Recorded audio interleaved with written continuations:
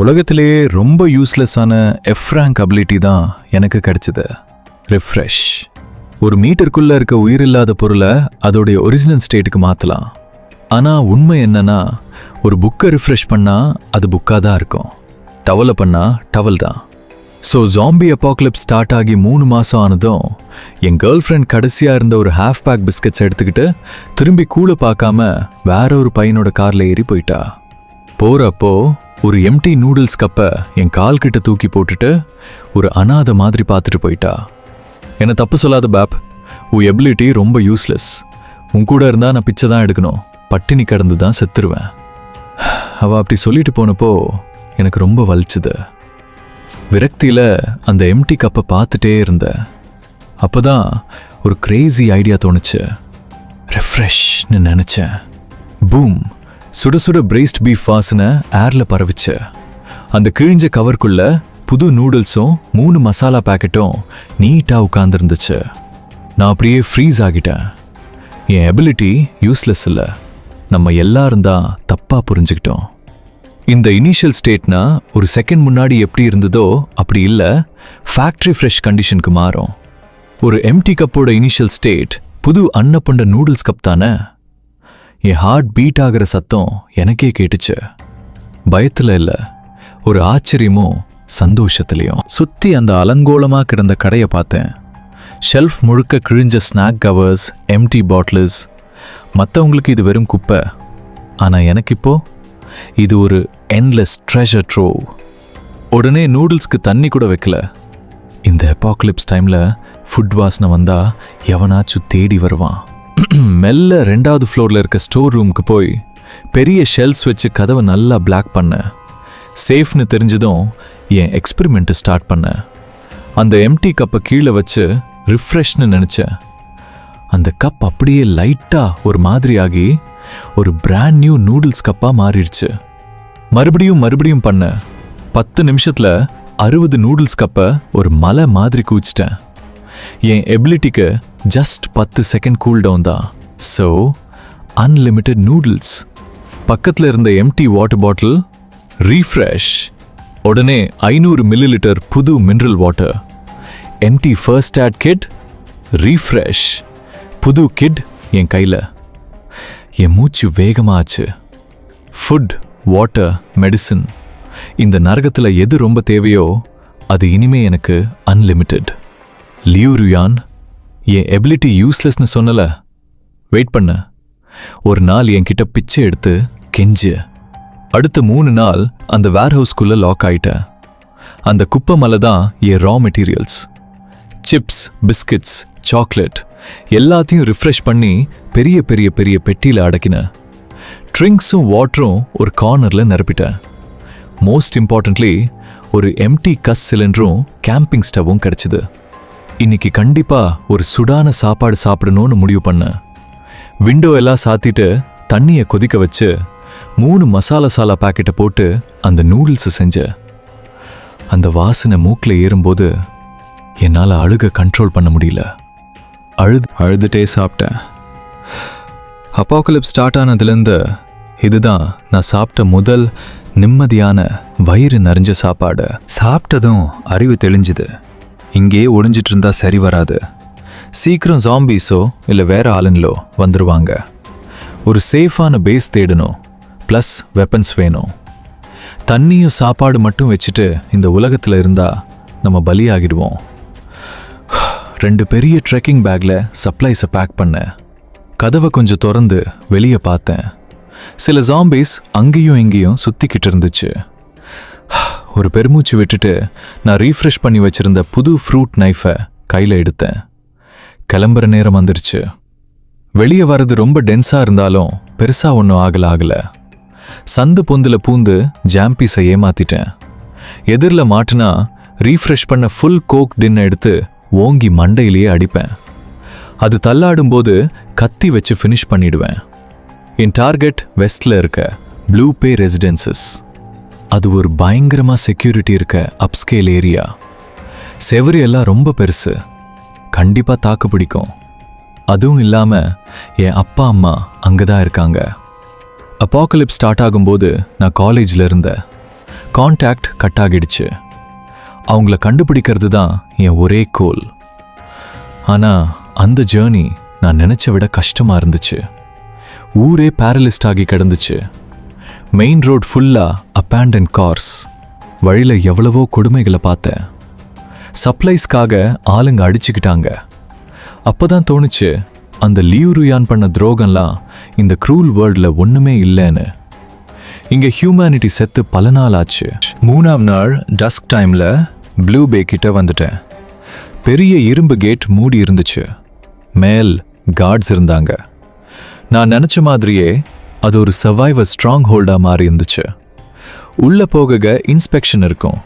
So பேக்கை open பண்ணி முக்காவாசி சப்ளைஸை ஒரு ஹிடன் கேட்டலில் ஒழிச்சிட்டேன். 2 பாட்டில் தண்ணி, ஒரு பேக் பிஸ்கட் மட்டும் வச்சுக்கிட்டு ஒரு நார்மல் ஆள் மாதிரி கேட்டை நோக்கி நடந்தேன். நில்லு, யார் அது? மேலேருந்து ஒரு குரல் சத்தமாக வந்துச்சு. கையை மேலே தூக்கிட்டு மூஞ்சில அழுக்கோட மேலே பார்த்தேன். நான் இங்கே தான் இருக்கேன். என் பேர் லின் ஃபேன். பில்டிங் 17. பில்டிங் 17 லின் ஃபேன். வெரிஃபை பண்ணுறோம். மேலே இருந்தவன் வாக் டாக்கியில் பேசிட்டு அமைதியானா. கொஞ்ச நேரத்தில் கேட் திறந்துச்சு. இரும்பு பைட் வச்சுட்டு ஒருத்தன் வெளியே வந்தான். ஐடியா காட்டுன்னு முரட்டுத்தனமாக கேட்டான். நான் ஐடியை எடுத்து கொடுத்தேன். செக் பண்ணிட்டு என்ன மேலையும் கீழையும் பார்த்தா. நீ மட்டும்தானா? உன் சப்ளைஸ் எங்க? நான் நடுக்கத்தோட பயந்த மாதிரி ஆக்ட் பண்ணி, வழியில எல்லாத்தையும் பிடிக்கிட்டாங்க, இதுதான் பாக்கி இருக்குன்னு சொன்னேன். அவன் இறக்கப்பட்டு, உள்ளவா, ரூல்ஸ் ஞாபகம் இருக்கட்டும், புதுசா வரவங்க பாதி சப்ளைஸை தரணும். என் ஹார்ட் அப்படியே நின்றுடுச்சு. நல்ல வேலை, முன்னாடியே பிளான் பண்ணேன். ஸோ ஒரு பாட்டில் தண்ணியும் பாதி பிஸ்கட்டும் அமைதியாக கொடுத்தேன். உள்ளே போனதும் தான் நிம்மதியாக மூச்சு விட்டேன். டென்ஸாக இருந்தாலும் ஒரு ஆர்டர் இருந்துச்சு. பேட்ரோல் போயிட்டு இருந்தாங்க. வெளியே நடக்கிற ரத்த கலரிக்கும் இதுக்கும் சம்பந்தமே இல்லாத ஒரு தீவு மாதிரி இருந்துச்சு. ஒரு பாட்டி சொன்னாங்க, பிரதர் பானு ஒருத்தந்தான் இப்போ தலைவனா. அவன் முன்னாடி இங்க ப்ராப்பர்ட்டி மேனேஜரா இருந்தா இப்போ எர்த் எலிமெண்ட் பவர்ஸ் கிடைச்சதும் பெரிய ஆளாகிட்டா. கான்ட்ரிபியூஷன் பாயிண்ட்ஸ் பேஸ் பண்ணி தான் சாப்பாடு. நான் உடம்பு சரியில்லைன்னு சொல்லிட்டு எங்கேயும் சேரல. ஃபர்ஸ்ட் என் அப்பா அம்மாவை பார்க்கணும். பயங்கர படப்படப்போட என் வீட்டு டோர் கிட்ட ஓடி போய் பார்த்தேன். செக்யூரிட்டி டோர் உடைக்கப்பட்டு வீடு ஃபுல்லாக கலைஞ்சு கிடந்துச்சு. நெஞ்சே வெடிச்சிருச்சு எனக்கு. உள்ள ஓடி அம்மா அப்பான்னு கத்துனேன். ஆனா பெரிய அமைதி தான் பதிலா வந்துச்சு. டேபிள் மேல டஸ்ட் இருந்துச்சு. அவங்க போய் நிறைய நாள் ஆச்சுன்னு தெரிஞ்சுது. கீழே அடிதடி நடந்த தடம் இருந்துச்சு. ஆனா பிளட் இல்லை. அதுவே ஒரு பெரிய ஆறுதல் தான். அப்படியே கீழே விழுந்துட்டேன். எங்க போய் தேடுவேன்? அப்படியே பிளாங்கா உட்காந்துருக்கும்போது வெளி ஃபுட் ஸ்டெப்ஸ் கேட்டுச்சு. ஆஹா, நம்ம ஒன்று மிஸ் பண்ணிட்டோம் போல இருக்கேன்னு ஒரு குரல் கேட்டுச்சு. தலையை தூக்கி பார்த்தா 2 பேர் டோரை பிளாக் பண்ணிட்டு நின்னாங்க. முன்னாடி நின்றுட்டு இருந்த ஆள் என்ன ஒரு மாதிரி பார்த்தான். எனக்கு அவன் தெரியும். அவன் பேர் ஸ்கார்பியன். அந்த பிரதர் பாவு கூட சுத்துற ஒரு அடியாள். ஓ அப்பா பிரதர் பாவுக்கு நிறைய கான்ட்ரிபியூஷன் பாயிண்ட்ஸ் தரணும், அதான் துரத்திட்டோம். இப்போ இந்த வீடு எங்களுது. ஆனால் நீ கொஞ்சம் கேப்பபிளாக தான் இருக்க. எங்கள் கூட சேர்ந்து ஏதாவது வேலை செஞ்சா உன்னை இங்கே இருக்க விடுறோம். என் கண்கள் சுருங்குச்சு. என் அப்பா அம்மாவை என்ன பண்ணி வச்சிருக்கீங்கன்னு தைரியமா கேட்டேன். வெறும் வெளியே அனுப்பிட்டோம். யூசஸா இருந்தா இதுதான் நடக்கும். இந்த இடம் சேஃப்னு ஒரு முட்டாள் மாதிரி நினைச்சிட்டேனே. இங்கேயும் அந்த லா ஆஃப் த ஜங்கிள் தான். அவங்க கிட்ட வர வர என் கை மெல்ல பேக் பாக்கெட்டுக்கு போச்சு. உள்ள அந்த பளபளக்கிற ஃப்ரூட் நைஃப் இருந்துச்சு. உயிரை கொடுத்தாவது சண்டை போடணும்னு ரெடியான. கரெக்டா அந்த நேரம் ஒரு சில்னு ஃபீமேல் வாய்ஸ் டோர் கிட்ட இருந்து வந்துச்சு. நிறுத்து! ஸ்கார்பியனும் அவன் ஆளுங்களும் பாதி ஸ்டெப்லேயே ஃப்ரீஸ் ஆகிட்டாங்க. அவங்க முரட்டு சிரிப்பு உடனே மாறி மரியாதை கொடுத்தாங்க. டோர் கிட்ட நின்னுக்கிட்டு இருந்த அந்த பொண்ணு பிளாக் காம்பட் ட்ரெஸ் போட்டிருந்தா. கையில் ஒரு டேன் டாப் ஸ்வாட். அதில் இன்னும் டார்க் ரெட் பிளட் ஸ்டெயின்ஸ் இருந்துச்சு. பின்னாடி ரொம்ப ஸ்ட்ராங்கான ஆளுங்க நின்னாங்க. எனக்கு அவங்கள தெரியும். இவ தான் ஷென் லிங், பிளேட் ஸ்குவாடோட கேப்டன். அந்த கார்ட்லேயே ரொம்ப ஸ்ட்ராங்கான டீம் இதுதான். ரேர் மெட்டல் டைப் அபிலிட்டி இருக்க பொண்ணுன்னு ரம்யர் இருக்கு. பிரதர் லெப்பர்ட்டோட மோஸ்ட் ட்ரஸ்டட் வெப்பன். ஷென்லிங் அந்த ஸ்கார்பியனை கண்டுக்கவே இல்லை. என்ன நேருக்கு நேராக பார்த்து இங்கே என்ன நடக்குதுன்னு கேட்டா. நான் இந்த சான்ஸை நல்லா யூஸ் பண்ணிக்கிட்டு அவங்க என்ன புல்லிங் பண்ணுறாங்கன்னு படபடப்பாக சொன்னேன். ஸ்கார்பியன் ஃபேஸ் அப்படியே மாறி திகைத்து போய், கேப்டன் ஷென், இவன் சொல்கிறத கேட்காதீங்கன்னு உளர்னா. அவன் பேசுகிற நான்சென்ஸை கேட்காதீங்க. அவனோட பேரண்ட்ஸ் கான்ட்ரிபியூஷன் பாயிண்ட்ஸ் பாக்கி வச்சுருக்காங்க. நாங்கள் ப்ராப்பர்ட்டியை கலெக்ட் பண்ண தான் வந்தோம். ப்ராப்பர்ட்டியை கலெக்ட் பண்ண 2 பேர் வந்து டோரை பிளாக் பண்ணணுமா? அவள் வாய்ஸ் ரொம்ப லவுடாக இல்லை, ஆனால் அதில் ஒரு அப்சல்யூட் அத்தாரிட்டி இருந்துச்சு. Get out now. ஸ்கார்பியனுக்கு உயிர் பிச்சை கிடைச்ச மாதிரி பயத்தில் அவன் ஆளுங்களை இழுத்துட்டு அங்கேருந்து ஓடினான். அந்த டேஞ்சர் போனதும் டென்ஸாக இருந்த என் பாடி அப்படியே ஸ்லாக் ஆகி நான் கீழே விழுற நிலைமைக்கு போயிட்டேன். ஷென்லிங் என்னை பார்த்து லேசா புருவத்தை சுருக்கினா. இனிமே அந்த கிரவுட் கிட்ட இருந்து தள்ளியே இரு. அவளுக்கு இதில் ஃபர்தராக இன்காவில் ஆக இஷ்டம் இல்லைன்னு கிளியராக தெரிஞ்சுது. அவள் திரும்பி போக ட்ரை பண்ணா. நான் சீக்கிரமாக கூப்பிட்டு அவளை நிப்பாட்டினேன். கேப்டன் ஷென், என் பேரண்ட்ஸ் எங்கே கூட்டிகிட்டு போனாங்கன்னு உங்களுக்கு தெரியுமா? அவங்க பேர் லின் ஜாங்குவோ அண்ட் வாங் ஷுமே. ஷென்லிங் கொஞ்ச நேரம் யோசிச்சுட்டு ஞாபகம் வந்த மாதிரி சொன்னா. சூப்பர் நேச்சுரல் எபிலிட்டிஸ் இல்லாத எல்லாரையும், ஹெவி லேபர் பண்ண முடியாத வயசானவங்களையும், டிசேபிளட் ஆனவங்களையும் பிரதர் பாவோ நார்த் கேட்க்கு வெளியே இருக்க ஒரு அபேண்டன் ஃபேக்ட்ரிக்கு அனுப்பிட்டான். அதை லெட்டிங் நேச்சர் டேக் இட்ஸ் கோர்ஸ்னு அவன் சொல்கிறான். என் ஹார்ட் அப்படியே சிங்க் ஆயிடுச்சு. அந்த மாதிரி ஒரு அபேண்டன் ஃபேக்ட்ரியில் ஃபுட் இல்லை, ப்ரொடெக்ஷன் இல்லை. அங்கே இருக்கிறதும் சாகிறதுக்காக வெயிட் பண்ணுறதும் ஒன்று தானே. ஷென்லிங் போனதும் நான் உடனே டோரை ஷட் பண்ணேன். நான் அந்த நார்த் கேட் ஃபேக்ட்ரிக்கு போயே ஆகணும். என் பேரண்ட்ஸை நான் கண்டுபிடிச்சே ஆகணும். ஆனால் ஃபர்ஸ்ட் எனக்கு ஸ்ட்ரென்த் வேணும். என் பேக்ல இருந்து ஒரு சாக்லேட் பார் எடுத்து குவிக் எனர்ஜி பூஸ்டுக்காக வேகமாக சாப்பிட்டேன். அப்போதான் ஸ்கார்பியன் விட்டுட்டு போன அந்த ஸ்டீல் பைப்பை பார்த்தேன். அது ரஸ்ட் ஆகி அது லேசாக பெண்டாக இருந்துச்சு. நான் என் கையை அது மேலே வச்சு அதை ரிஃப்ரெஷ் பண்ணேன். அவ்வளோதான், ஒரு பிராண்ட் நியூ பளபளக்கிற ஸ்டீல் பைப் என் கையில் வந்துருச்சு. ஆனால் அது மட்டும் பத்தாது. நான் கிச்சனுக்கு ஓடி போய் என் அப்பாவுடைய ஓல்டு அவுட்டோர் சர்வைவல் கிட்ட எடுத்தேன். அதுக்குள்ளே ஒரு மல்டிபர்பஸ் மிலிட்ரி ஷவல், ஒரு சர்வைவல் ஆக்ஸ், அப்புறம் ஒரு டேகர் இருந்துச்சு. ரொம்ப நாளாக யூஸ் பண்ணாததால் அது எல்லாம் டல்லாக இருந்துச்சு. நான் அந்த 3 வெப்பன்ஸையும் ரிஃப்ரெஷ் பண்ணேன். இன்ஸ்டண்ட்டாக அது எல்லாமே ரேசர் ஷாப் கண்டிஷனுக்கு மாறிடுச்சு. நைட் ஆனதும் பேட்ரோலோட ஷிஃப்ட் சேஞ்ச் ஆகிற கேப்பில் யாருக்கும் தெரியாமல் வெளியே வந்து குவைட்டாக நார்த் கேட்டை நோக்கி போனேன். மெயின் என்ட்ரன்ஸை விட அது ரொம்ப டெசல்ட்டாக ஆள் அரவமே இல்லாமல் இருந்துச்சு. 2 கார்ட்ஸ் மட்டும் கொட்டாவி விட்டுட்டு நின்றுட்டு இருந்தாங்க. நான் அவங்கள அலர்ட் பண்ணலை. அதுக்கு பதிலாக சர்வேலன்ஸில் இருந்த ஒரு பிளைண்ட் ஸ்பாட்டை கண்டுபிடிச்சேன். நான் ரிஃப்ரெஷ் பண்ணி வச்சிருந்த பிராண்ட் நியூ ரோப்பை யூஸ் பண்ணி அந்த 3 மீட்டர் சவுத்தை ஈஸியாக ஏறி குதிச்சிட்டேன். சவுத்துக்கு அந்த பக்கம் பூரா வேஸ்ட்லேண்ட் தான். தூரத்தில் அந்த ஃபேக்ட்ரி ஒரு சைலண்ட் ஸ்டீல் பீஸ்ட் மாதிரி தெரிஞ்சுது. ஏரில் அப்படியே செத்த வாடை. அப்பப்போ டார்க்னஸ்லேருந்து சாம்பிக் ரோல்ஸ் கேட்டுகிட்டே இருந்துச்சு. நான் பைப்பை கிரிப்பாக பிடிச்சிட்டு குனிஞ்சிட்டே குயிக்காக ஃபேக்ட்ரியை நோக்கி போனேன். ஆனால் ஃபேக்ட்ரிக்கு க்ளோஸாக போக போக போக ஜாம்பிஸோட கவுண்ட் அதிகமாகிட்டே போச்சு. நான் இடிஞ்சு போன ஒரு வால்க்கு பின்னாடி ஒளிஞ்சுக்கிட்டேன். ஏதோ சவுண்ட் கேட்டு அட்லீஸ்ட் 1 டஜன் ஜாம்பீஸ் ஃபேக்ட்ரி என்ட்ரன்ஸில் கேதர் ஆகி அந்த சீல்டு அயன் கேட்ட வெறித்தனமாக அடிச்சிட்டு இருந்துச்சு. உள்ள இருந்து லேசா அழுகிற சத்தமும் கத்துற சத்தமும் கேட்டுச்சு. என் பேரண்ட்ஸ் அதுக்குள்ளே தான் இருக்காங்க. எனக்கு ரொம்ப பதட்டமாக இருந்துச்சு. ஆனால் ஃபோர்ஸ் பண்ணி உள்ளே போகக்கூடாதுன்னு என் மைண்ட் வார்ன் பண்ணுச்சு. நான் சரௌண்டிங்கை சர்வே பண்ணப்போ ஃபேக்ட்ரி சைடில் கிரவுண்டில் இருந்து ஒரு 4 மீட்டர் ஹைட்டில் வரிசையாக ஹை விண்டோஸ் இருக்கிறத பார்த்தேன். மேபி நான் அது வழியாக என்டர் ஆகலாம். முடிவு பண்ணதும் நான் ஆக்ஷனில் இறங்கினேன்.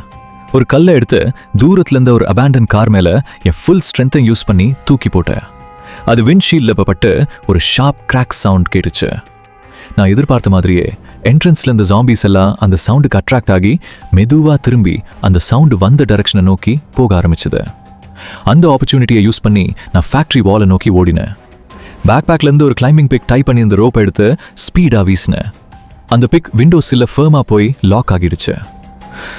ஒரு டீப் பிரெத் எடுத்துட்டு ரோப்பை பிடிச்சி ஈஸியாக கிளைம் பண்ணி விண்டோ வழியாக உள்ளே போய் ஃபேக்ட்ரிக்குள்ளே ரோல் ஆகி விழுந்தேன். அது ரஸ்டட் மெஷினாரியும் ஸ்கேட்டர்ட் பார்ட்ஸும் நிறைஞ்ச ஒரு மெஷேவான ப்ரொடக்ஷன் ஃப்ளோர். டேமேஜ்டான ரூஃப் வழியாக லேசாக மூன்லைட் மட்டும்தான் உள்ளே வந்துச்சு. ஒர்க் ஷாப்போட அதர் எண்ட்லேருந்து மெதுவாக அழுகிற சத்தமும் ஆர்கியூரிங் சத்தமும் கேட்டுச்சு. நான் ரொம்ப கேஷஸாக அந்த சத்தத்தை ஃபாலோ பண்ணி போனேன். டிஸ்கார்டட் மெஷினரிக்கு நடுவில் இருந்த ஒரு கார்னரில் டசன்ஸ் ஆஃப் சர்வைவர்ஸ் இருந்தாங்க. மோஸ்ட்லி வயசானவங்களும் குழந்தைங்களும் தான். உடனே அந்த கூட்டத்தில் என் பேரண்ட்ஸை நான் ஸ்பாட் பண்ணிட்டேன். அவங்க அந்த கார்னரில் முடங்கி உட்காந்துருந்தாங்க. என் அம்மா முட்டியை கட்டிக்கிட்டு சத்தம் இல்லாமல் அழுதுட்டு இருந்தாங்க. அப்பா அவங்கள டைட்டா பிடிச்சு கம்ஃபர்ட் பண்ணிட்டு இருந்தாரு. என் கண்ணுல இன்ஸ்டன்டா தண்ணி வந்துருச்சு. அழுகையை அடக்க முடியாம ஒரு சத்தம் போட்டேன். என் வாய்ஸ் கேட்டதும் எல்லாரும் தூக்கி வாரி போட்டு திரும்பி பார்த்தாங்க. என் பேரண்ட்ஸும் டக்குன்னு நிமிர்ந்து பார்த்தாங்க. என்னை பார்த்த அந்த மொமெண்ட், அவங்க ஃபேஸ்ல இருந்த ஷாக் அப்படியே பியூர் ஜாயா மாறிடுச்சு. அம்மா அப்படியே கத்திக்கிட்டு என்னை நோக்கி ஓடி வந்தாங்க. இந்த டெஸ்பரேட் அப்போகாலிப்ஸ்ல எங்க 3 பேர் ஃபேமிலியும் டைட்டா ஹக் பண்ணிக்கிட்டோம். இந்த ரீயூனியனோட ஜாய் எல்லா ஃபியரும் ஒரியும் வாஷ் அவுட் பண்ணிடுச்சு. ஆனா சீக்கிரமே ஒரு ஹார்ஷ் வாய்ஸ் குறுக்கிட்டு அந்த டென்டர் மூமெண்ட் ஷேட்டர் பண்ணிடுச்சு. ஹேய், நீ எங்கேருந்துடா வந்த? ஃபேஸ்ல ஸ்கார் இருக்க ஒருத்த முன்னாடி வந்தான். அவனுக்கு பின்னாடி கொஞ்சம் முரட்டு பசங்க இருந்தாங்க. கிளியரா அவன் தான் எங்க லீடர். என் தோல்ல இருந்த புல்லிங் பேக்ல அவன் ஒரு க்ரீடி லுக் விட்டான். தனியா இங்க வரைக்கும் வர உனக்கு அவ்வளோ கட்ஸா தம்பி? அந்த பேக்ல என்ன இருக்கு? ஓப்பன் பண்ணு பாப்போம். நான் என் பேரண்ட்ஸ்க்கு முன்னாடி போய் நின்று அவனை கூல்டா முறைச்சேன். இது என்னோடது. உன்னோடதா? ஸ்கார் நக்கலா சிரிச்சான். இங்க எதுவுமே யாருக்கும் சொந்தம் இல்ல, எல்லாமே எனக்கு தான் சொந்தம். உனக்கு எது நல்லதுன்னு தெரிஞ்சா அந்த பேக்கை கொடுத்துரு, இல்லனா. அவன் கையில இருந்த மேட்ச் ஷீட்டை தூக்கி காட்டினான். அந்த த்ரெட் கிளியரா இருந்துச்சு. அவனுக்கு பின்னாடி இருந்த தக்ஸ் என்ன ஒரு பிரெடிட்டர் மாதிரி பார்த்துட்டு நெருங்கி வந்தாங்க. அவங்களால இங்க துரத்தி விடப்பட்ட எல்டர்லி அண்ட் வீக் ஆளுங்க மனசுக்குள்ள சைலண்ட் ரேஜ்ல கொதிச்சாலும் பரிதாபமா பார்க்க மட்டும்தான் முடிஞ்சது. இதை பார்த்த என் அப்பா என்னை பின்னாடி இழுத்துட்டு ஸ்கார் கிட்ட ஃபோர்ஸ் பண்ணி ஒரு ஸ்மைலை கொடுத்து, பாஸ், என் பையனுக்கு எதுவும் தெரியாது, அவனோட பேக்ல கொஞ்சம் ஃபுட் தான் இருக்கு, நீங்க எல்லாத்தையும் எடுத்துக்கோங்க, அவனை மட்டும் எதுவும் பண்ணிடாதீங்கன்னு கெஞ்சினாரு. டூ லேட், ஸ்கார் நக்கலா சொல்லிட்டு, இப்போ எனக்கு அவன் பேக் மட்டும் பத்தாது, அவன் உசுரும் வேணும். அதை சொல்லி முடிச்ச அடுத்த செகண்ட் ஸ்கார் என் மேல பாஞ்சா. என் கண்ணுல ஒரு கோல்டு கிளீன்ட். நான் பின்னாடி போறதுக்கு பதிலா முன்னாடி ஸ்டெப் எடுத்து வச்சேன். என் ஸ்டீல் பைப் ஒரு ஷார்ப் ஆங்கிள் ஸ்விங் ஆகி அவனோட ரிஸ்ட்ல ஓங்கி அடிச்சுது. ஒரு ஷார்ப் கிரக் சத்தம். ஸ்காரோட ரிஸ்ட் பார்க்கவே பயங்கரமா ஒரு சிக்னிங் ஆங்கிள் வளைஞ்சிருச்சு. எல்லாரும் அப்படியே ஃப்ரீஸ் ஆயிட்டாங்க. ஒல்லியா இருக்கிற இந்த பையன் திரும்ப அடிப்பான்னு யாரும் எக்ஸ்பெக்ட் பண்ணல. பெயின்ல ஸ்காருக்கு வேர்த்து கொட்டுச்சு. முகம் எல்லாம் ட்விஸ்ட் ஆகி, என்ன அடிக்கிறியா? அவனை புடிங்க, அவன் சாகிறதே பெட்டர்னு நினைக்கிற அளவுக்கு அவனை டார்ச்சர் பண்ணுவேன்னு கத்துனா. அந்த டக்ஸ் சுயநினைவுக்கு வந்து கத்திக்கிட்டே என் மேலே சார்ஜ் பண்ணாங்க. நான் என் பேக்கை பேரண்ட்ஸ் கிட்ட தூக்கி போட்டுட்டு டிஃபெண்ட் பண்ண பைப்பை தூக்குனேன். ஒருத்தன் வுடன் கிளப்பால் என்னை அடிக்க வந்தான். நான் டாட்ஜ் பண்ணிட்டு என் ரிஸ்ட்டை லேஸாக ஃப்ளிக் பண்ணேன். என் பைப்போட அனதர் எண்ட் நேரா அவ கிராயின்லேயே பட்டுச்சு. அவ அடுத்த செகண்டே அலறிக்கிட்டு அப்படியே சுருண்டு கீழே விழுந்துட்டான்.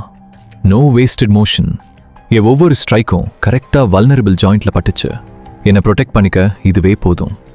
அவங்கள அதிகமாக பயமுறுத்தினது எதுனா, என் ஸ்டாமினாவுக்கு என்டா இல்லாத மாதிரி இருந்தது தான். 2 பேரை கீழே தள்ளினதும் மீதி இருந்த டக்ஸ் பயந்து போயிட்டாங்க. முன்னாடி வரக்கூட பயந்தாங்க. ஸ்கார்ஃபேஸ் அவன் உடஞ்ச ரைஸ்ட்டை பிடிச்சிட்டு என்னை ஷாக் அண்ட் ஃபியூரியோட பார்த்தான். நீ யாரா? நீ ஒரு எபிலிட்டி யூஸரா? நான் அவங்களுக்கு ஆன்சர் பண்ணல. அவனை அப்படியே ஒரு ஐசி ஸ்டேர் விட்டேன். இந்த அப்போகாலிப்ஸ்ல பாஸ்ட் மந்த்ஸா நான் என்டோர் பண்ண சஃபரிங் எல்லாம் இந்த மொமெண்ட்ல பியோர் ரேஜா மாறி எரிஞ்சுது. வெளியே போ, இல்லைனா சாவு. என் ரூத்லெஸ்னஸ் அவங்க எல்லாரையும் ஸ்டன் பண்ணிடுச்சு. ஸ்கார்ஃபேஸோட எக்ஸ்பிரஷன் மாறிச்சு. இவ்வளோ டேஞ்சரஸான ஒருத்தங்கிட்ட ஃபைட் பண்ணுவோன்னு அவன் எக்ஸ்பெக்ட் பண்ணல. ஆனா இந்த ஸ்டாண்ட் ஆஃப் கண்டினியூ ஆகிட்டு இருக்கப்போ சடனா ஃபேக்டரியோட அயன் கேட்ல ஒரு டீஃபனிங் கிராஷ் சத்தம் கேட்டுச்சு. அதை ஃபாலோ பண்ணி 2வது அப்புறம் 3வது அடி விழுந்துச்சு. இதை கேட்டதும் கிரவுட்ல பேனிக் ஸ்டார்ட் ஆயிடுச்சு. வெளியே இருந்த ஜாம்பிஸ் கேட்டை பயங்கரமா அடிச்சிட்டு இருந்துச்சு. இங்க என்ன நடக்குது? ஏன் திடீர்னு ஜாம்பிஸ் இப்படி ரேம்பேஜ் பண்ணுது? பேனிக் ஒரு வைல்ட் ஃபயர் மாதிரி ஸ்ப்ரெட் ஆச்சு. ஸ்கார்ஃபேஸ்க்கு இதுக்கெல்லாம் டைம் இல்லை. அவன் சில தக்ஸ் கூட சேர்ந்து அவங்க பாடியும் அங்க கிடந்த குப்பைகளையும் வச்சு வளைஞ்சிட்டு இருந்த கேட்டை டெஸ்பரேட்லி முட்டு கொடுத்து தாங்க ட்ரை பண்ணாங்க. ஆனா அங்க ரொம்ப ஜாம்பிஸ் இருந்துச்சு. அந்த இம்பாக்ட்ஸ்ல கேட் பேட்லி டென்ட் ஆகிடுச்சு. லேட்ச் அந்த ஸ்ட்ரெயின்ல முனகிட்டு கொலாப்ஸ் ஆகிற நிலைமைக்கு வந்துருச்சு. எல்லாரையும் டெஸ்பேர் தொத்திக்குச்சு. என் பேரண்ட்ஸ் டெரர்ல நடுங்கி என் கையை டைட்டா பிடிச்சிக்கிட்டாங்க. நான் திரும்பி பார்த்தேன். அது ஒரு ஓல்டு ரஸ்டட் அயன் கேட். என் மைண்ட்ல ஒரு போல்டு ஐடியா வந்துச்சு. எல்லாரும் ஷாக்டா பார்த்துட்டு இருக்கப்போவே ஸ்டீல் பைப்பை பிடிச்சிட்டு நான் கேட்டை நோக்கி போனேன். என்னடா பண்ற? உசுர வர போறியா? டோரை தாங்கிட்டு இருந்த ஒரு தக் கத்துனா. நான் அவனை இக்னோர் பண்ணிட்டு என் பாமை டைரக்ட்லி அந்த கோல்டு கொரோடட் மெட்டல் மேல வச்சேன். அப்போ எல்லாரும் டிஸ்பிலீஃப்ல பார்த்துட்டு இருக்க போவே ஒரு மிராக்கிள் நடந்துச்சு. அந்த டென்ட் ஆகி அடி வாங்கியிருந்த அயன் கேட் டைம் ரிவர்ஸ் ஆகிற மாதிரி கிராஜுவலி ஸ்மூத் ஆகி அந்த வேர்ப்ட் ஃப்ரேம் கூட ஸ்ட்ரைட் ஆகிருச்சு. வெறும் சில செகண்ட்ஸ்ல ஒரு கிளிம்னி ஸ்டீல் டோர் அவங்க முன்னாடி நின்னுச்சு. ஜாம்பிஸோட அந்த அசால்ட்டுக்கு எதிராக டோர் ஸ்ட்ராங்கா நின்னுச்சு. வெறும் டல் தட் சத்தம் மட்டும்தான் கேட்டுச்சு. அந்த என்டையர் ஒர்க் ஷாப்பும் டெத்லி சைலண்ட் ஆயிடுச்சு. எல்லாரும் என்ன டம்ஃபோண்டா பார்த்தாங்க. அவனோட புரோக்கன் ரைஸ்டே மறந்து போய் ஸ்கார்ஃபேஸ் வாயை பொழந்துட்டு நின்னாரு. அவன் என்னை பாயிண்ட் பண்ணி திக்கிக்கிட்டே, நீ உன்னோட பவர் ரிப்பேர் பண்ணுறதான்னு கேட்டான். அவனுக்கு எக்ஸ்பிளைன் பண்ணிட்டு இருக்க எனக்கு இஷ்டம் இல்லை. கையை எடுத்துட்டு அவனை கோல்டா பார்த்தேன். இந்த அப்போகாலிப்ஸ்ல ஸ்ட்ரென்த் மட்டும்தான் மேட்டர் ஆகிற ஒரே கரன்சி. என் ரெத்லெஸ்னஸும் இப்போ நான் பண்ண இந்த மிராக்கிள்ஸ் டிஸ்பிளேவும் சேர்ந்து ஸ்கார்ஃபேஸோட ரிசல்வாவை கம்ப்ளீட்லி ஷேட்டர் பண்ணிடுச்சு. அவன் என்ன பார்த்தான். அவன் கண்ணில் இப்போ கிரீட் இல்லை, வெறும் டீப் கட் ட்ரென்ச் இங்க் பயம் மட்டும்தான் இருந்துச்சு. அண்ணே, நான் யார்கிட்ட வம்பு வச்சுக்கிட்டேன்னு எனக்கு தெரியல. நீங்கள் பெரிய ஆளு, தயவு செஞ்சு இதை மனசில் வச்சுக்காதீங்க. நான் ஒரு வார்த்தை கூட சொல்லலை. நேராக என் பேரண்ட்ஸ் கிட்ட நடந்து போனேன். அம்மா என்னை பார்த்தாங்க. அவங்க கண்ணில் கான்ஃப்ளிக்டட் ஃபீலிங்ஸ், ப்ரவுட், வரி, என்ன அவங்களுக்கு அடையாளம் தெரியாத மாதிரி ஒரு பார்வை. நான் அவங்க கையை பிடிச்சி ஒரு ரீஅஷூரிங் லுக் கொடுத்தேன். அம்மா, வரி பண்ணாதீங்க, நான் இருக்கேன். அப்புறம் அந்த மேசிவ் பேக்ல இருந்து ஒரு செல்ஃப் ஹீட்டிங் ரைஸ் மீல், ஒரு சாசேஜ், அப்புறம் ஒரு வாட்டர் பாட்டில் எடுத்து அவங்க கிட்ட கொடுத்தேன். அம்மா, அப்பா, ஃபர்ஸ்ட் ஏதாவது சாப்பிடுங்க. ஃபுட்டோட ஸ்மெல் இன்ஸ்டண்ட்டாக எல்லாரோட அட்டென்ஷனையும் கிராப் பண்ணுச்சு. எவ்வளோ நாளாக பட்னியாக கிடந்தாங்களோ அந்த சர்வைவர்ஸ் எல்லாரும் சத்தமாக எச்சல் முழுங்கிக்கிட்டே டெஸ்பரேட் ஹங்கரோட என் பேரண்ட்ஸ் கையில் இருந்த ஃபுட்டையே பார்த்தாங்க. ஸ்கார்ஃபேஸ் அண்ட் அவனோட க்ரூவால் அதிலிருந்து கண்ணையே எடுக்க முடியல.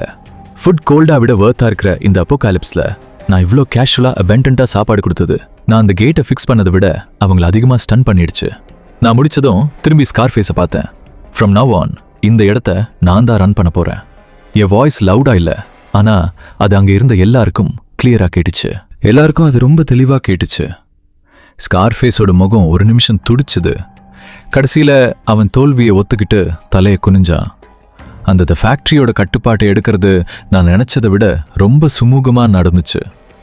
என்னோட அபாரமான சக்தியையும் குறையாத சப்ளைஸையும் பார்த்ததும் ஸ்கார்ஃபேஸோட அதிகாரம் அப்படியே சுக்கு நூறாக உடஞ்சு போச்சு. நான் அவங்கள வெளியே துரத்தல. இந்த அப்போகலிப்ஸில் மனுஷங்களும் ஒரு பெரிய ரிசோர்ஸ் தான். அவங்கள கார்ட் டியூட்டிக்கும் ஜாம்பி கிளீன் அப்க்கும் போட்டேன். நான் சாப்பாட்டையும் மற்ற லாஜிஸ்டிக்ஸையும் கவனிச்சுக்கிட்டேன். தினமும் ஒரு தனி ரூமுக்குள்ளே போய் கதவை லாக் பண்ணிப்பேன். இன்வென்ட்ரி செக் பண்ணுற மாதிரி நடிச்சுக்கிட்டே என்னால் எவ்வளோ முடியுமோ அவ்வளோ வேகமாக சாப்பாட்டை தயாரிப்பேன். அத்தியாவசிய தேவைகள் பூர்த்தியானதும் பெட்டி பெட்டியாக புது சப்ளைஸ் எல்லார் முன்னாடியும் வந்துச்சு. அதுக்கப்புறம் எல்லாரும் என்ன ஒரு மாதிரி பிரமிப்பாக பார்க்க ஆரம்பிச்சாங்க. எனக்கு ஸ்பேஷியல் எபிலிட்டி இருக்குன்னு, அதாவது ஒரு பெரிய அளவு சப்ளைஸை ஒரு இடத்துல சேமிச்சு வைக்கிற சக்தி இருக்குன்னு எல்லாரும் நினைச்சாங்க. நிறைய சாப்பாடும் பாதுகாப்பான இடமும் கிடைச்சதும் அங்கிருந்த சர்வைவர்ஸ்க்கு மெதுவா உயிர் வந்துச்சு. என்னோட மேலாண்மையில அந்த அபேண்டன் ஃபேக்டரி ரொம்ப ஒழுங்கா மாற ஆரம்பிச்சுது. அப்பாவும் அம்மாவும் என்னோட ரைட் ஹேண்ட் டீம் ஆயிட்டாங்க. மற்றவங்கள மேனேஜ் பண்ணவும் சப்ளைஸை கொடுக்கவும் அவங்க எனக்கு உதவி பண்ணாங்க. மற்றவங்களுக்கு மத்தியில் அவங்களுக்கு ஒரு மரியாதையும் கௌரவமும் கிடைச்சிது. அவங்க மனநிலை ஒவ்வொரு நாளும் நல்லா முன்னேறிச்சு. எல்லாம் நல்லபடியாக போனாலும் ஒரு விஷயம் மட்டும் என் மனசை உறுத்திக்கிட்டே இருந்துச்சு. அதுதான் ப்ளூ பே கம்யூனிட்டி. அந்த ப்ராப்பர்ட்டி மேனேஜர் பாவ் என் அப்பா அம்மாவை மாதிரி தற்காப்பு இல்லாத வயசானவங்களை வெளியே துரத்தி அவங்கள சாகிறதுக்கு விட்டான். அந்த கணக்கை அவன்கிட்ட கண்டிப்பாக தீக்கணும்னு நினச்சேன். அது மட்டும் இல்லாமல் இந்த பழைய ஃபேக்ட்ரியை விட ப்ளூ பேயோட பாதுகாப்பும் வசதிகளும் ரொம்பவே சிறப்பானது. என் பேரண்ட்ஸுக்கும் என் கூட இருந்த மற்றவங்களுக்கும் ஒரு உண்மையான வீட்டை கொடுக்கணும்னு ஆசைப்பட்டேன். அதனால திரும்ப போய் அந்த பையோவை கவனிக்க வேண்டிய நேரம் வந்துருச்சு. ஒரு வாரம் கழிச்சு எல்லா ஏற்பாடுகளையும் செஞ்சேன். ஃபேக்ட்ரியில் கிடந்த பழைய ஸ்கூட்டர்ஸை என் ரெஸ்டரேஷன் எபிலிட்டி யூஸ் பண்ணி ரீஃப்ரெஷ் பண்ணேன். அது எல்லாம் ஃபுல் சார்ஜ் ஆகி புதுசு போல மாறிடுச்சு. அது மட்டும் இல்லாமல் புதுசான ப்ரொடெக்டிவ் சூட்ஸ், ஹெல்மெட்ஸ், அப்புறம் ஸ்டீல் டோட் பூட்ஸையும் தயார் பண்ணேன். ஆயுதங்களுக்கு ஸ்டீல் பைப்ஸ், அப்புறம் ஆக்சஸ் கூடவே ஃபேக்ட்ரியில் இருந்த இரும்பை எடுத்து கூர்மையான ஈட்டிகளாக ஸ்பியர்ஸ் செய்ய சொன்னேன். இப்போ ஸ்கார்ஃபேஸும் அவனோட ஆளுங்களும் எனக்கு ரொம்ப விசுவாசமாக ஆகிட்டாங்க. நான் அவங்களுக்கு சாப்பாடும் பாதுகாப்பும் கொடுத்தது இந்த அப்போகாலிப்ஸில் ஒரு உயிர் காக்கிற உதவியாக அவங்க பார்த்தாங்க. ஸ்கார்ஃபேஸ் உட்பட 20 பலமான ஆளுங்களை செலக்ட் பண்ணேன். நாங்கள் கிளம்புறதுக்கு முன்னாடி என் டீமை பார்த்து ஒரு சின்ன பெப் டாக் கொடுத்தேன். இந்த தடவை கெஞ்சுறதுக்காக நாம அங்க போகல, நம்மளோடத திரும்ப வாங்க போறோம். ப்ளூ பேல நல்ல செவுத்து சுவர்களும் வசதியான வீடுகளும் இருக்கு. அங்க ஒரு உண்மையான பாதுகாப்பான வீட்டை நாம உருவாக்க போறோம். என் கூட வர்றவங்க வண்டியில ஏறுங்க. யாரும் யோசிக்கல. என்னோட சக்தியை பார்த்ததுக்கு அப்புறம் அவங்க என்ன குருட்டுத்தனமா நம்பினாங்க. 20 வண்டிகள் கொண்ட அந்த கான்வாய் ப்ளூ பேயை நோக்கி கிளம்புச்சு. நாங்க நார்த் கேட்டை அடைஞ்சப்போ மேல இருந்த கார்ட்ஸ் எங்களை பார்த்துட்டாங்க. ஆயுதங்களோட எங்களை பார்த்ததும் அவங்க அப்படியே உறைஞ்சு போயிட்டாங்க. ஸ்கார்ஃபேஸ், உன்னைத்தான் வெளியே துரத்திட்டாங்களே, எதுக்குடா திரும்ப வந்த? ஸ்கார்ஃபேஸ் இப்போ எனக்கு ரொம்ப விசுவாசமான ஆளு. அவன் நிமிர்ந்து நின்னு உரத்த குரல்ல பதில் சொன்னான். நாங்க பிரதர் பாவோ கிட்ட ஒரு பிசினஸ் பேச வந்திருக்கோம். பிசினஸா? நீங்களா? அந்த கார்டு சிரிச்சா. நான் கார்ல இருந்து இறங்கி முன்னாடி போய் அமைதியா சொன்னேன், போய் பிரதர் பாவ் கிட்ட சொல்லு லின் ஃபேன் திரும்ப வந்துட்டேன்னு. அந்த கார்டுக்கு என்ன யாருன்னு தெரியல, ஆனா கூட்டத்துக்கு நடுவுல நான் இருக்கிறத பார்த்ததும் நான் யாரோ முக்கியமான ஆளுன்னு அவனுக்கு புரிஞ்சுது. ஒரு சின்ன இடைவெளிக்கு அப்புறம் அவன் ரேடியோல மேல ரிப்போர்ட் பண்ணா. சீக்கிரமே அந்த நார்த் கேட் திறக்கப்பட்டுச்சு. பிரதர் பாவ் அவனோட ஆளுங்களோட வெளியே வந்தா. கூடவே கார்ட் ஸ்குவாடோட முன்னாள் கேப்டன் ஷென் லிங்கும் இருந்தா. பிரதர் பாவோ ஒரு 40 வயசுக்கு மேல இருக்கிற கொஞ்சம் குண்டான ஆளு. ஆனா அவனோட கண்ணுல ஒரு தந்திரமும் கர்வமும் தெரிஞ்சுது. எங்க டீமையும் எங்களோட புது கியரையும் பார்த்ததும் அவனுக்கு ஆச்சரியமாவும் பேராசையாவும் இருந்துச்சு. ஆஹா, தம்பி லின் ஃபேன், ரொம்ப நாள் ஆச்சு பார்த்து. எங்க புதையல் ஏதாவது கிடைச்சதா? பிரதர் பாவ், நான் சுத்தி வளைக்காம விஷயத்துக்கு வரேன். என் ஆளுங்களை நான் ப்ளூ பேக்குள்ள கூட்டிட்டு வரணும். பிரதர் பாவ் ஏதோ ஜோக் கேட்ட மாதிரி பலமா சிரிக்க ஆரம்பிச்சான். தம்பி, தூக்கத்துல இருக்கியா?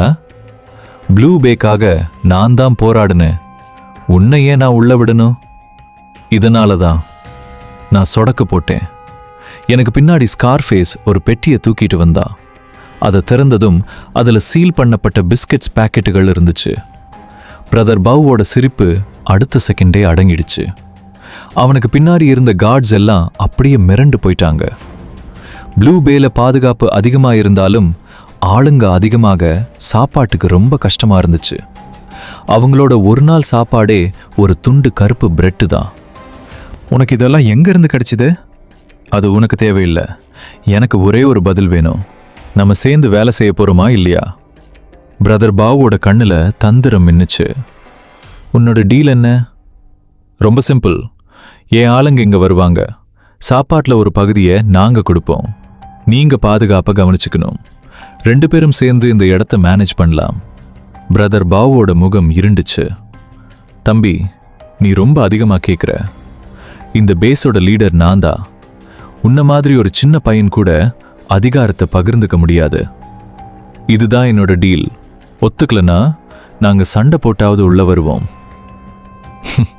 சண்டை போட்டு உள்ள வருவியா? வெறும் 20 பேரை வச்சுக்கிட்டா? ஷென்லிங், அவன் கூப்பிட்டதும் ஷென்லிங் அப்புறம் அவருக்கு பின்னாடி இருந்த பிளேட் ஸ்குவாட் முன்னாடி வந்தாங்க. அங்க ஒரு கொலைவெறி சூழல் உருவாச்சு. பிளேட் ஸ்குவாட் தான் ப்ளூ பேவோட பெரிய பலம். அதுல இருக்கிற ஒவ்வொருத்தரும் பயங்கரமான எபிலிட்டி யூசர்ஸ். என் ஆளுங்க பதட்டமானாங்க, ஆனா நான் அசையல. முன்னாடி எனக்கு உதவி செஞ்ச ஷென் லிங்க பார்த்தேன். அவளும் என்ன பார்த்தா. அவ கண்ணுல ஆச்சரியமும் ஆர்வமும் தெரிஞ்சுது. கேப்டன் ஷென், எங்களால உள்ள வர முடியாதுன்னு நீங்களும் நினைக்கிறீங்களா? ஷென்லிங் ஒரு நிமிஷம் அமைதியா இருந்துட்டு சொன்னா, மிஸ்டர் லிங், நீங்க ரொம்ப ஸ்ட்ராங் தான். ஆனா ப்ளூ பேல 200 கார்ட்ஸ் இருக்காங்க. இதையும் மீறி உள்ள வர ட்ரை பண்ணா அது உங்களுக்கு நல்லதா முடியாது. அவ சொன்னது ஒரு நல்லெண்ணெய் எச்சரிக்கை தான். பிரதர் பாவ் ஒரு வெற்றியாளன் மாதிரி சிரிச்சான். கேட்டியா? ரொம்ப ஆசைப்படாத. எல்லா சாப்பாட்டையும் கொடுத்துட்டு நீயும் உன் அப்பா அம்மாவும் சாதாரண குடிமக்களா இங்க இருக்கலாம். நான் யோசிக்கிறேன். ஆளுங்களை வந்த இடத்துக்கே அனுப்பிடு. இதுதான் அவனோட பதில். எல்லாத்தையும் புடுங்கிக்கிட்டு என் ஆளுங்களை துரத்த பார்க்குறான். நான் லேசா சிரிச்சேன். இனிமே பேசுறதுக்கு ஒன்றும் இல்லைன்னு புரிஞ்சுது. என் வலது கையை மெதுவா தூக்கி அங்கிருந்த உயரமான அப்பார்ட்மெண்ட் பில்டிங்கை காட்டி சொன்னேன், உனக்கு கொடுக்குற கடைசி சான்ஸ் இது. என்னை உள்ள விடு, இல்லைனா அந்த பில்டிங்கை நான் காணாம போக வைப்பேன். நான் சொன்னதை கேட்டு கொஞ்ச நேரம் ஒரு அமைதி நிலவுச்சு. அப்புறம் எல்லாரும் பயங்கரமா சிரிக்க ஆரம்பிச்சாங்க. பிரதர் பாவ் கண்ணுல தண்ணி வர வரைக்கும் சிரிச்சான். ஷென்லிங், கேட்டியா? இந்த வருஷத்திலேயே நான் கேட்ட பெஸ்ட் காமெடி இதுதான். ஆனா ஷென்லிங் சிரிக்கல. அவ என்ன ரொம்ப சீரியஸா கவனிச்சிட்டு இருந்தா. நான் விளையாடலன்னு அவளுக்கு ஏதோ புரிஞ்சுது. சிரிப்பை நிறுத்திட்டு நான் கவுண்ட் டவுன் ஆரம்பிச்சேன். பிரதர் பவுவோட சிரிப்பு அப்படியே வரைஞ்சு போச்சு. மற்றவங்களோட சிரிப்பும் அடங்கிடுச்சு. ஏதோ தப்பு நடக்குதுன்னு எல்லாரும் ஒருத்தர் பார்த்துக்கிட்டாங்க. அந்த 30 மாடி பில்டிங் தான் ப்ளூ பேவோட அடையாளம். அங்கதான் நிறைய காட்ஸோட குடும்பங்களும் இருந்துச்சு. நான் 1 என்று சொன்னதும் பிரதர் பவு கத்துனா, வெறும் வெற்று மிரட்டல் இது, இவன் வேலையை முடிங்க. ஆனா அதுக்குள்ள லேட் ஆகிடுச்சு. கவுண்டவுன் முடிஞ்சதும் என் சக்தியை முழுசா வெளிப்படுத்தின. பக்கத்துல இருக்கிற எதையும் குறிவைக்காம 100 அடி தூரத்துல இருந்த அந்த பிரம்மாண்டமான பில்டிங் மேல என் சக்தியை ஏவின. என் மனசுல ஒரே ஒரு வார்த்தை, ரிஃப்ரெஷ். உலகமே அமைதியான மாதிரி இருந்துச்சு. 100கணக்கான கண்கள் முன்னாடி அந்த 30 மாடி பில்டிங் ஒரு மோசமான டிவி சிக்னல் மாதிரி ஆட ஆரம்பிச்சுது. அதோட வடிவம் அப்படியே மங்கலாகி மறைய ஆரம்பிச்சுது. ஒரே ஒரு செகண்ட் தான் அந்த பில்டிங்கும் அதுக்குள்ள இருந்த எல்லாமே காத்துல கரைஞ்சு போச்சு.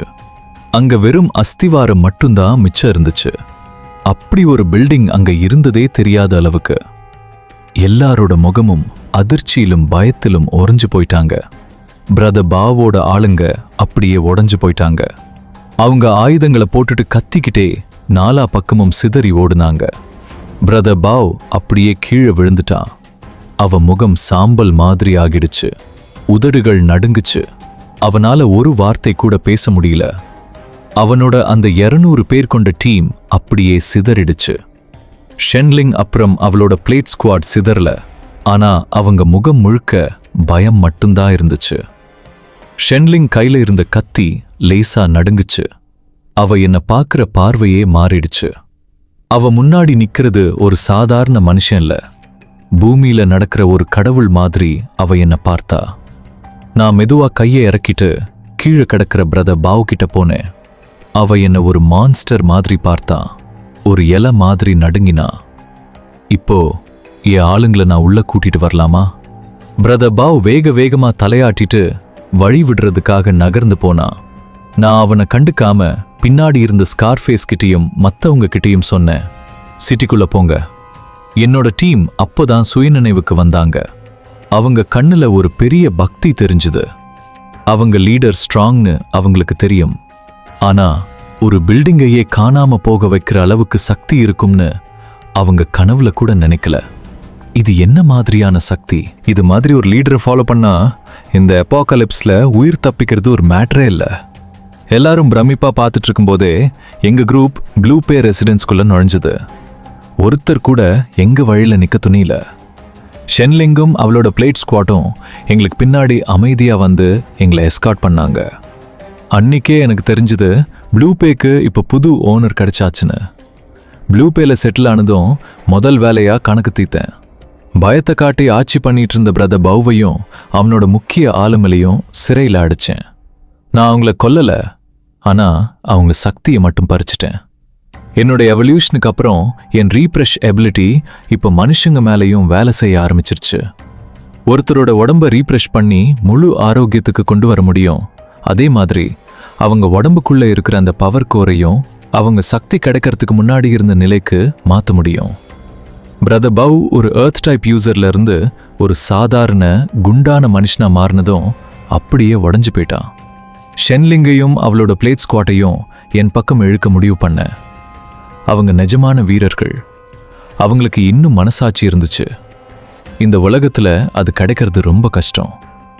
ஷென்லிங் முன்னாடியே சண்டையில மொன்னையான ஒரு டேங்க் பிளேட்டை ரீப்ரெஷ் பண்ண.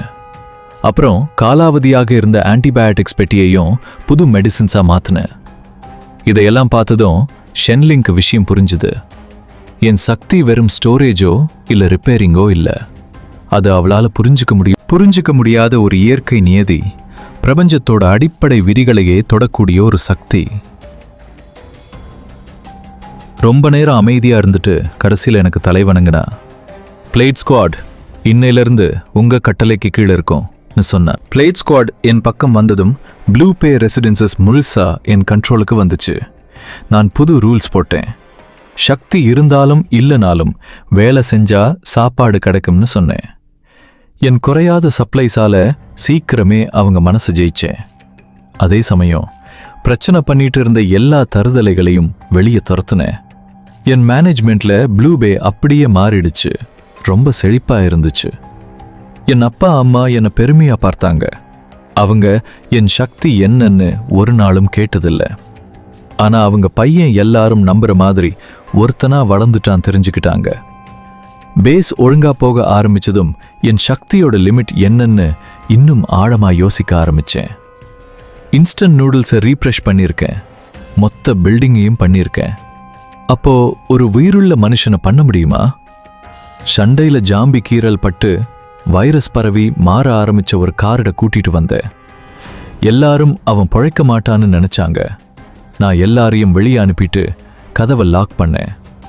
அவன் நெத்தியில கை வச்சேன். ஒரு மென்மையான வெள்ளை வெளிச்சம் அவனை மூடிச்சு. அவனோட வேதனையான அலறல் மெதுவா அடங்குச்சு. ஜாம்பி வைரஸால மாறின அவன் உடம்பு மாற்றங்கள் என் கண்ணு முன்னாடியே மறைஞ்சது. அவனோட காயம் காணாம போனதை பார்த்தப்போ என் நெஞ்சில ஒரு உற்சாக அலை வீசுச்சு. நான் சாதிச்சிட்டேன். இன்ஃபெக்ஷன் ஆகிறதுக்கு முன்னாடி இருந்த நிலைக்கு அவன் உடம்ப மாத்திட்டேன். அப்படின்னா ஜாம்பி வைரஸ் இனி ஒரு மரண தண்டனை இல்லை. ஒரு பில்டிங்கை ரீஃப்ரெஷ் பண்ணதை விட இது எனக்கு பெரிய சந்தோஷத்தை கொடுத்துச்சு. ஜாம்பி வைரஸை குணப்படுத்த முடியும்னா இந்த உலகத்தையே காப்பாற்ற முடியும்னு ஒரு பெரிய பிளான் என் மனசுல உருவாச்சு. ஆனா அதுக்கு முன்னாடி ஒரு பர்சனல் விஷயத்தை முடிக்கணும். ஷென்லிங்க கூப்பிட்டு சியான் யானோ எக்ஸ்லியூரியானோ இருக்கிற லிஹுவோ குரூப்பை பற்றி விசாரித்தேன். அவங்க ஈஸ்ட் டிஸ்ட்ரிக்டில் ஒரு பெரிய சூப்பர் மார்க்கெட்டில் இருக்காங்கன்னு தெரிஞ்சது. அவங்க தான் அந்த ஏரியாவில் பெரிய குரூப் லீடர் சென்யான், ஒரு டி ரேங்க் நெருப்பு சக்தி உள்ளவன். என் கண்ணில் ஒரு கோபம் மின்னுச்சு. நாளைக்கு நம்ம நெய்பரை போய் பார்க்கலான்னு சொன்னேன். அடுத்த நாள் நான் ஷென்லிங் அப்புறம் பிளேட் ஸ்குவாட் மட்டும் கிளம்பணும். நான் அப்கிரேட் பண்ண ஒரு ஆமர் வண்டியில் அந்த சூப்பர் மார்க்கெட்டுக்கு நேராக போனோம். அந்த இடம் ஒரு கோட்டை மாதிரி இருந்துச்சு. மேலே துப்பாக்கியோட ஆளுங்க நின்றுக்கிட்டு இருந்தாங்க. உன் பேர் என்னன்னு கத்துனாங்க. ஷென்லிங் வெளியே வந்து, ப்ளூ பே பேஸ்ல இருந்து லின்ஃபேன் வந்திருக்காரு, உங்க லீடர் சின்யான் ஐ பார்க்கணும்னு சொன்னா. கொஞ்ச நேரத்தில் மெயின் கேட் திறந்தது. ரெட் லெதர் ஜாக்கெட்ல ஒருத்தன் வெளியே வந்தான். அவனுக்கு பின்னாடி சிரிச்சுக்கிட்டே லியூருயான் வந்தா. பல மாசம் ஆச்சு அவளை பார்த்து. அவ ரொம்ப நல்லா இருக்கிற மாதிரி தெரிஞ்சுது. என்னை பார்த்ததும் அவ அப்படியே உறைஞ்சு போயிட்டா. அப்புறம் அவ முகம் வெறுப்பிலையும் கர்வத்திலையும் மாறுச்சு. என்ன லின்ஃபேன், அங்க உன்னால தாக்கு பிடிக்க முடியலையா? இப்போ எங்ககிட்ட உதவி கேட்டு வந்திருக்கியான்னு கேட்டா. நான் இன்னும் அந்த பழைய லூசர்னு அவன் நினைச்சிட்டு இருக்கா. சின்யனோ என்னை மேலிருந்து கீழ் வரைக்கும் பார்த்தான். என் பின்னாடி இருந்த ஷென்லிங்கையும் பிளேட் ஸ்குவாட்டையும் பார்த்து கொஞ்சம் தயங்கினாலும் அவனுக்கு பெரிய இம்ப்ரெஷன் இல்லை. லென் பே பேஸா? அப்படி ஒன்று கேள்விப்பட்டதே இல்லையே. ஓசியில தின்றவங்களுக்கு இங்கே இடம் இல்லை. வண்டியையும் சாப்பாட்டையும் இங்கேயே விட்டுட்டு ஓடிடுங்கன்னு சொன்னான். அவனோட லோ லெவல் நெருப்பு சக்தியை வச்சுக்கிட்டு ரொம்ப சீன் போட்டா. லியூருயன் இன்னும் ஏத்தி விட்டா, லின்ஃபேன், பழச ஞாபகம் வச்சு சொல்றேன், ரொம்ப ஆட்டாத. சென் என்வோட ஷூவை துடைக்க கூட உனக்கு தகுதி இல்லைன்னு சொன்னா. அவளோட அந்த கர்வமான முகத்தை பார்த்து நான் சிரிச்சேன். லியூருயன், அன்னைக்கு நீ என் மேல வீசின அந்த காலி நூடுல்ஸ் கப்பை ஞாபகம் இருக்கான்னு கேட்டேன். அவளுக்கு ஒன்றும் புரியல. எந்த கப்பு? எனக்கு ஞாபகம் இல்லை, வழியை விடுன்னு கத்துனா. நான் சிரிப்பை நிறுத்தினேன். என் கண்ணு இப்போ கோபத்தில் குளிர்ந்துச்சு. உனக்கு ஞாபகம் இல்லைனா என்ன, எனக்கு இருக்கு. இன்னைக்கு அதை உன்னை தின்ன வைக்க போறேன்னு சொன்னேன். லியூருயன் ஏதோ காமெடி கேட்ட மாதிரி சிரிக்க ஆரம்பிச்சா. உனக்கு என்ன தகுதி இருக்குன்னு கேட்டா. சின் யா முறைச்சுக்கிட்டே, ரொம்ப பேசுற தம்பி, உனக்கு சாவு பயத்தை காட்டணும் போலன்னு சொல்லிட்டு கையில ஒரு நெருப்பு பந்தை உருவாக்கினா. Plate squad தயாரானாங்க. ஆனா நானும் ஷென்லிங்கும் அசையல. அவன் கையில இருந்த நெருப்பு பந்தை பார்த்து தலையாட்டின. அவ்வளோதானா கேவலம்னு சொல்லிட்டு கையை தூக்குனேன். சியன் யான் கையில இருந்த அந்த நெருப்பு ஒரு காத்துல அணையிற மெழுகுவர்த்தி மாதிரி டக்குன்னு மறைஞ்சு போச்சு. அவனோட சிரிப்பு அப்படியே உறைஞ்சுது. என் நெருப்பு எங்கன்னு பதர்னா. எவ்வளவோ ட்ரை பண்ணா, ஆனா ஒரு பொறி கூட வரல. அவனோட அந்த டி ரேங்க் சக்தி காணாம போயிடுச்சு. நீ நீ எனக்கு என்ன பண்ணன்னு பயத்துல கத்துனா. நான் பதில் சொல்லல. லியூ ருயான் பக்கம் திரும்பின. அவ பயத்துல பேய் அடிச்ச மாதிரி நின்னுட்டு இருந்தா. ஷென்லிங் அவளை இழுத்துட்டு வந்து என் முன்னாடி முட்டி போட வச்சா. அவ அழுதுகிட்டே மன்னிப்பு கேட்டா. ஆனா எனக்கு ஒன்னும் தோணல. என் பாக்கெட்ல இருந்து ஒரு கசங்கின நூடுல்ஸ் கப்பை எடுத்தேன். அன்னிக்கு அவ வீசின அதே கப்பை நான் வச்சிருந்தேன். ரெஃப்ரெஷ் பண்ணதும் அது புது கப் நூடுல்ஸா மாறுச்சு. அது பிரிச்சு மசாலா எல்லாத்தையும் கொட்டிட்டு அந்த வெறும் கப்பை அவ முன்னாடி வச்சேன். அவ பயத்துல நடுங்கிக்கிட்டே அந்த காகித கப்பை எல்லார் முன்னாடியும் தின்னு முடிச்சா. சின் யான் இதையெல்லாம் பார்த்துட்டு அப்படியே காலடியில விழுந்துட்டா. நான் அவங்கள கண்டுக்காம அந்த பேஸையும் என் கூட சேர்த்துக்கிட்டேன். இப்போ ப்ளூ பே பேஸ் தான் அந்த ஏரியாலேயே ரொம்ப பவர்ஃபுல். லியூ ருயானை முடிச்சதுக்கப்புறம் என் முழு கவனத்தையும் பேஸ் டெவலப்மெண்ட்ல செலுத்தினேன். ஜாம்பி வைரஸை குணப்படுத்துற ரகசியத்தை வச்சு ஒரு மெடிக்கல் லேப் ஆரம்பிச்சேன். 5வது வருஷம் ப்ளூ பே ஒரு மெகா சிட்டியா மாறிடுச்சு. 1,00,000 பேர் அங்க இருந்தாங்க. விளைநிலங்கள் பாதுகாப்புன்னு ஒரு புது சமூகமே அங்க உருவானது. மக்கள் திரும்ப சிரிக்க ஆரம்பிச்சாங்க. நான் சிட்டியோட மேல ஒரு டவர்ல இருந்து வேடிக்கை பார்ப்பேன். என் சக்தி இப்ப ரொம்ப வளர்ந்துருச்சு. பார்த்தாலே எதையும் ரீப்ரெஷ் பண்ண முடியும். தரிசு நிலத்தை விளை நிலமா மாத்தினேன். அழுக்கு தண்ணிய சுத்தமான தண்ணியா மாத்தினேன். நான் இப்போ ஒரு கடவுள் மாதிரி. அப்போதான் ஷென்லிங் ஒரு செய்தியோட வந்தா. மேற்கிலிருந்து எஸ் கிளாஸ் ஜாம்பி ஒரு பெரிய கூட்டத்தோட வருதுன்னு சொன்னா. அதுதான் இந்த உலகத்தோட மிகப்பெரிய ஆபத்து. பல கோடி ஜாம்பிகள் வானத்தையே மறைக்கிற மாதிரி வந்துட்டு இருந்துச்சு. நடுவுல ஒரு எலும்பு சிம்மாசனத்துல அந்த எஸ் கிளாஸ் ஜாம்பி உட்கார்ந்துருந்துச்சு. அதோட கண்கள் என் கண்ணை பார்த்தப்போ ஒரு பெரிய பிரஷர் என் மேல விழுந்தது. ஆனா நான் கையை வீசினதும் அது புகை மாதிரி மறைஞ்சது. நாங்க சாக தயார்னு ஷென்லிங் சொன்னா. நான் சிரிச்சுக்கிட்டே, இல்ல, நம்ம சாக போறதில்ல, இந்த எபாக்கலிப்ஸ் இன்னைக்கு முடிய போகுதுன்னு சொன்னேன். நான் சிட்டி வாசல்ல தனியா நின்னேன். சிட்டி மக்கள் எல்லாரும் ஸ்கிரீன்ல என்னை பார்த்துட்டு இருந்தாங்க. அந்த எஸ் கிளாஸ் ஜாம்பி கர்ஜிச்சுக்கிட்டே அட்டாக் பண்ண சொன்னிச்சு. நான் மெதுவா கையை தூக்குனேன். எல்லாரும் நான் ஏதோ பெரிய அட்டாக் பண்ண போறேன்னு நினைச்சாங்க.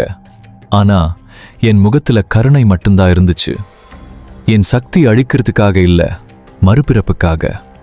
கண்ணை மூடி என் சக்தியை முழுசா வெளிப்படுத்தினேன். ஒரு ஜாம்பியை இல்ல, ஒரு ஏரியாவை இல்ல, இந்த காயப்பட்ட உடைஞ்சு போன முழு உலகத்தையே ரிஃப்ரெஷ் பண்ணேன். நேரம் அப்படியே நின்ன மாதிரி இருந்துச்சு. ஒரு பிரம்மாண்டமான வெள்ளை வெளிச்சம் உலகம் முழுக்க பரவுச்சு.